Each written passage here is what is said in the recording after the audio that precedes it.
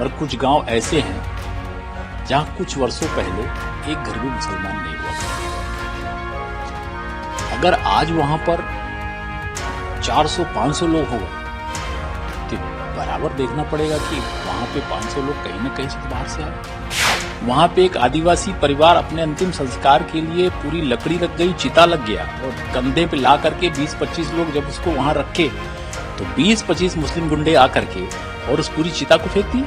कागज बनते हैं, फर्जी तरीके से लोग बाग कागज बनवा लेते हैं, थोड़े थोड़े लालच में लोग बाग बना लेते। आखिर एक चीज बताइए, कोई आदमी इस गांव में एक भी नहीं था, अचानक 500 हो गया तो कागज कहीं से तो बना ना। कागज तो हिंदुओं ने बनाए होंगे ना, किसी ने भी बनाए, वो गलत बनाया। एक घर का नाई था वो 10 घर का हो गया, एक घर का साहू था वो 10 घर का हो गया, 4 घर के कुशवाहा थे 50 घर के हो गए, मगर एक भी घर के नहीं थे मुस्लिम, वो 500 घर कैसे हो गए? ये तो कहीं ना कहीं सोचने का विषय है। क्या मध्य प्रदेश बांग्लादेशी और रोहिंग्याओं की घुसपैठियों का अगला टारगेट बन चुका है? क्या मध्य प्रदेश में जल्द से जल्द सीएए और एनआरसी को लागू करने की जरूरत है? ये सवाल हम नहीं उठा रहे, बल्कि ये सवाल उठाई हैं मध्य प्रदेश में सत्तारूढ़ पार्टी भाजपा के ही एक विधायक ने। जी हाँ, भाजपा विधायक प्रदीप पटेल ने विधानसभा में इस मुद्दे की तरफ ध्यान आकर्षित करते हुए एक नई बहस छेड़ दी है। मुद्दा निश्चित तौर पर बहुत गंभीर है, इसलिए हम इस विषय में चर्चा के लिए खुद प्रदीप पटेल के साथ मौजूद हैं। प्रदीप पटेल जी, पहले आपका स्वागत है पंजाब केसरी में। बहुत बहुत धन्यवाद। एक बहुत गंभीर आरोप लगाए हैं कि मध्य प्रदेश में बड़ी संख्या में रोहिंग्या और बांग्लादेशी घुसपैठिए अपनी जगह बना रहे हैं, मध्य प्रदेश में आ रहे हैं, अपनी नागरिकता ले रहे हैं, भारतीय नागरिकता ले रहे हैं। सभा है जहां से मैं मऊगंज से जिस विधानसभा से आता हूं, दूसरी बार मैं वहां से चुन के आया हूं।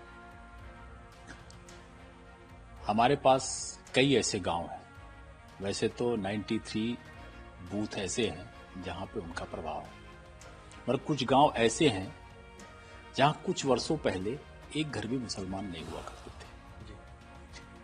अगर आज वहां पर 400-500 लोग हो गए तो बराबर देखना पड़ेगा कि वहां पे 500 लोग कहीं ना कहीं से तो बाहर से आए। तो जो वहां के रहने वाले हैं, स्थानीय मुस्लिम समुदाय के लोग, वो यहीं के हैं। हम चाहते हैं उनके साथ भाईचारा बना के हम सब लोग रहना चाहते हैं, और अभी तक भाईचारा बना के रहने में कोई दिक्कत भी नहीं थी। मगर जब इस तरह की घटनाएं होती हैं और जब इस बड़ी तादाद में, तो जो डेमोग्राफी चेंज हमने देखा है पश्चिम बंगाल में, झारखंड में और अन्य 9 स्टेटों में हम देख रहे हैं, तो चूंकि मेरी विधानसभा एक बॉर्डर है, हमारा बॉर्डर है और यूपी से लगा हुआ है, और यूपी का वो वाला एरिया लगा है जहां से हम पश्चिम बंगाल, झारखंड और बांग्लादेश जाते हैं। अगर बांग्लादेश से किसी को आना है, पश्चिम बंगाल से, झारखंड से किसी को मध्य प्रदेश एंट्री करना है, तो हमारी विधानसभा से ही होके आना है। इसलिए मेरे लिए तो ये सोचने का विषय है कि हम डेमोग्राफी हमारी चेंज यहाँ ना होने पाए, उसके लिए हम सावधान हो जाए। और कोई ऐसा आधार हम ऐसे कोई ऐसे फर्जी आधार नहीं लेके बारे में, आप हमारा रिकॉर्ड देख लीजिए। किस तरह का रिकॉर्ड है? मैं एक चीज बताइए, एक गांव है हमारा जहां पर एक ब्राह्मण परिवार था, उन्होंने अपनी जमीन दान दी। आज से हजारों साल पहले वहां मंदिर बना था, वो मंदिर पुराना मंदिर है, सिद्धेश्वर धाम का मंदिर कहलाता। बगल में जमीन थी, पूरी 2-3 एकड़ जमीन जो थी वो पूरी थी।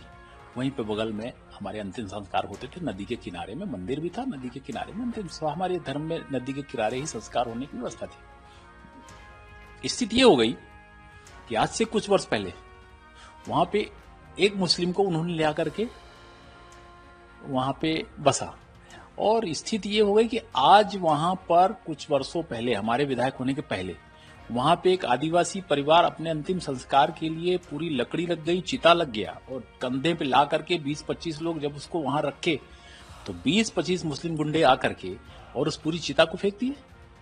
3 दिन तक वो बॉडी नहीं जल पाई। 3 दिन बाद जब रीवा से कलेक्टर, एसपी, पुलिस फोर्स आती है, तब जाके वो बॉडी जलती है।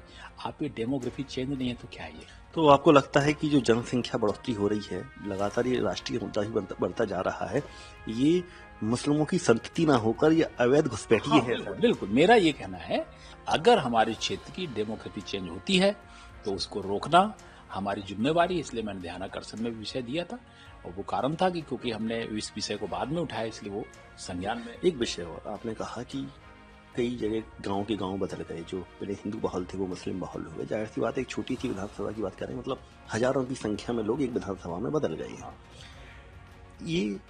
ये मेथड क्या है? ये आखिर कोई बाहर का आदमी मध्य प्रदेश में आता है, किसी एक शहर में आता है और अपना आधार कार्ड बनवा लेता है, मूल निवासी बन जाता है, ये कैसे होता है? ये पूरी फ्लो क्या है इसका? देखिए, बाहर से आते हैं तो उन्होंने सबसे पहले क्या किया, रोड के किनारे टायर पंचर की दुकान खोल ली या कोई ऐसा काम कर लिया। किसी के यहाँ रह रहे हैं, उनको शरण मिल गई, चाहे वो हमारा ईदगाह हो या कोई भी जगह हो, या किसी उनके समाज के कोई लोगों ने दे दिया, अब वहाँ रह रहे हैं। बाहर के फेरी वाले आ रहे हैं, फेरी के नाम से आके कहीं ना कहीं रह रहे हैं, रहे 1 दिन 2 दिन 10 दिन 1 महीना 2 महीना साल भर, और धीरे से उनके कागज बन गए। और कागज ऐसे बन जाते हैं। कागज कैसे बनते हैं? कागज बनते हैं फर्जी तरीके से, लोग बाग कागज बनवा लेते हैं, थोड़े थोड़े लालच में लोग बाग बना लेते हैं। आखिर एक चीज बताइए, कोई आदमी इस गांव में एक भी नहीं था, अचानक 500 हो गया, तो कागज कहीं से तो बना ना। कागज तो हिंदू ने बनाए होंगे ना।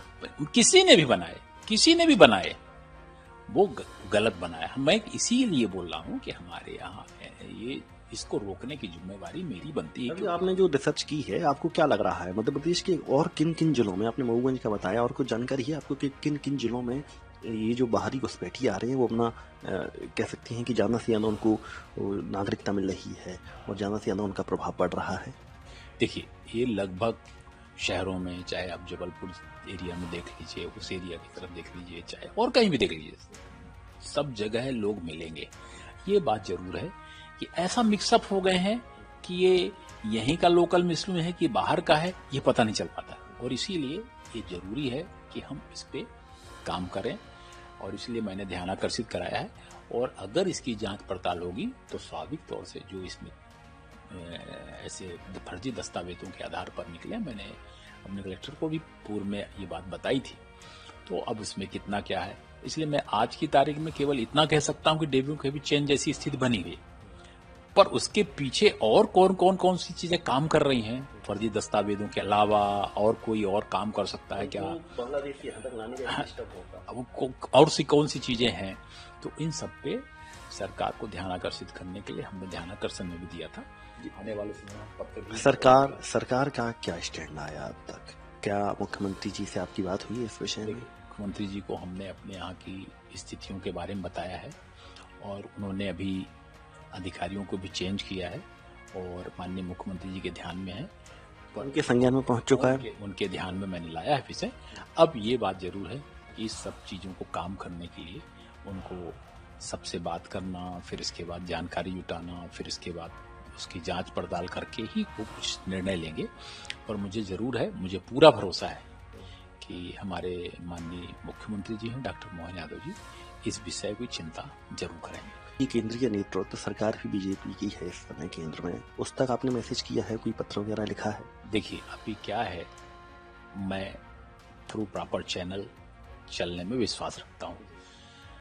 मेरे लीडर डॉक्टर मोहन यादव जी हैं, हमारा स्थानीय संगठन, मैं विधायक हूँ, इसलिए मैं अपने मुख्यमंत्री जी को मौखिक रूप से ये सब चीजें बता करके, और उसको वो फिर चिंता करेंगे। अगर उन्हें लगता है कि ऊपर बात करना है तो वो ऊपर बात करेंगे, अगर उन्हें लगता है कि अपने स्तर पर कोई निर्णय लेने का विषय है वो अपने स्तर पर लेंगे। तो हमारा काम था ध्यान आकर्षित कराना, वो मैंने किया, और मैं अपने क्षेत्र में पूरे इंतजामात के साथ में अपने लोगों के साथ खड़ा हूँ। डेमोग्राफिक चेंज जो हो रही है उसको रोकने के लिए लोगों की बात कर रहे हैं आप, सरकार और प्रशासन की तरफ से तो आप लगातार अपनी मांग उठा रहे हैं, कोई बात रख रहे हैं, विधानसभा में भी आपने ध्यान आकर्षण की कोशिश की। क्या आपको लगता है कि इस मुद्दे को एक जन आंदोलन की शक्ल भी दी जा सकती है? देखिए, मेरे क्षेत्र में जो डेमोग्राफी चेंज होने का विषय आया है, बड़े पैमाने पर चेंज हो तब हम चेतें, ये ठीक नहीं है। मेरे को आज ध्यान में आया है और इसके पुख्ता प्रमाण है। आप क्षेत्र में आइए, मैं आपको बताऊंगा, लोग सियाने बता देंगे कि इस गांव में एक भी घर नहीं था, आज कैसे हो गया आधी आबादी। एक घर का नाई था वो 10 घर का हो गया, एक घर का साहू था वो 10 घर का हो गया, 4 घर के कुशवाहा थे 50 घर के हो गए, मगर एक भी घर के नहीं थे मुस्लिम, वो 500 घर कैसे हो गए। ये तो कहीं ना कहीं सोचने का विषय है ना। और मैं विधायक हूं, मैं इसकी चिंता नहीं करूं तो कौन करेगा। हो सकता है इसी तरह की स्थिति अन्य विधानसभाओं में, अन्य जिलों में भी कहीं हो। मैंने विषय उठाया है इसके माध्यम से और लोग सब लोग अपने अपने क्षेत्र में चिंता करेंगे, और चिंता करेंगे तो स्वाभाविक बात है हम सब लोग इसको, जो 9 स्टेट जहां आज हिंदुओं की आबादी घटी है और बाहर के आकर के मुस्लिम लोगों ने जो आबादी बढ़ाई है, इस पे अंकुश लगेगा। अंकुश लगेगा। तो मऊगन जी की बात कर रहे हैं, अपनी विधानसभा की बात कर रहे हैं, लेकिन यहाँ पर सिर्फ बात अपने क्षेत्र की नहीं बल्कि ये रिलेट करवा रहे हैं उसको पूरे मध्य प्रदेश से और उन 9 राज्यों से जहाँ पर हिंदू अल्पसंख्यक हो चुके हैं। प्रदीप पटेल जी हमारे साथ जुड़े थे, गंभीर विषय पर यहाँ पर एक गंभीर चर्चा की उन्होंने हमारे साथ में। तमाम मुद्दों पर अपना पक्ष रखने के लिए पटेल साहब आपका बहुत बहुत शुक्रिया। आप सब लोगों का बहुत बहुत धन्यवाद। आपके सहयोग से ही ये सब चीजें ठीक हो पाएंगी। प्रदीप पटेल जी ने अपनी बात खुलकर सामने रखी है। अमूमन एक राजनेता इस तरह की बातें करने में कतराता है, लेकिन प्रदीप पटेल जी के साथ कोई को हम यहाँ पर धन्यवाद देना चाहेंगे जिन्होंने अपनी बातें रखी हैं। आप लोगों का इस विषय में क्या सोचना है कि क्या वाकई मध्य प्रदेश में CAA और NRC को तत्काल लागू करने की जरूरत है? क्या आपके नजदीक भी आपको लगता है कि कुछ बांग्लादेश और रोहिंग्या से अवैध घुसपैठिए आकर रहने लगे हैं? क्या सरकार को इस विषय में संज्ञान लेने की जरूरत है? क्या इस मुद्दे को एक जन आंदोलन की तरह ट्रीट करने की जरूरत है? लोगों को इस मुहिम से जोड़ने की जरूरत है? इस विषय में आपका क्या सोचना है? कमेंट कीजिए और बताइए कि हमारी ये चर्चा आपको कैसी लगी और किस मुद्दे पर आप हमसे और बात करना चाहते हैं, किस मुद्दे की कवरेज आप पंजाब केसरी पर देखना चाहते हैं, हमें बताइए। फिलहाल मुझे इजाजत दीजिए। नमस्कार।